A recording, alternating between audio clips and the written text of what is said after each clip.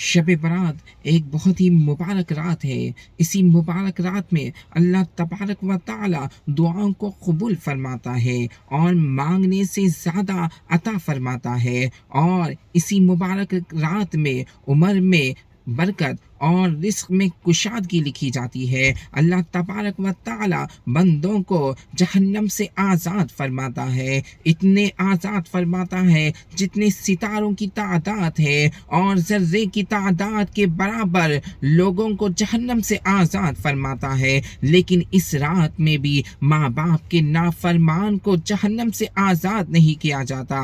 عزیزان اکرامی، یہ شب برات ایسی مبارک رات ہے کہ اللہ تبارک و تعالی دنیاوی آسمان پر آ جاتا ہے اور پکار کر کہتا ہے کوئی مجھ سے دولت مانگنے والا، آج میں اسے دولت عطا کروں۔ ہے کوئی مجھ سے اپنے گناہوں کی معافی مانگنے والا، میں اس کے گناہوں کو معاف کر دوں۔ ہے کوئی جہنم سے آزادی چاہنے والا، میں اس کو جہنم سے آزاد کر دوں۔ عزیزان اکرامی، اللہ تبارک و تعالی بار بار یہ اعلان کرتا ہے، اور شب برات میں روزہ رہنے کی بھی بہت سی برکتیں ہیں، اور 2 رکعت نماز پڑھنے سے بہت سے گناہ معاف ہو جاتے ہیں اور بہت بڑا ثواب عطا کیا جاتا ہے۔ عزیزان اکرامی، اسی رات میں اپنی اپنی قبروں سے مردے اٹھ کر ان کی روحیں اپنے اپنے گھروں کے پاس آتی ہے اور کہتی ہے کہ میں تمہارا فلاں رشتہ دار ہوں، میرے لیے صدقہ خیرات کرو۔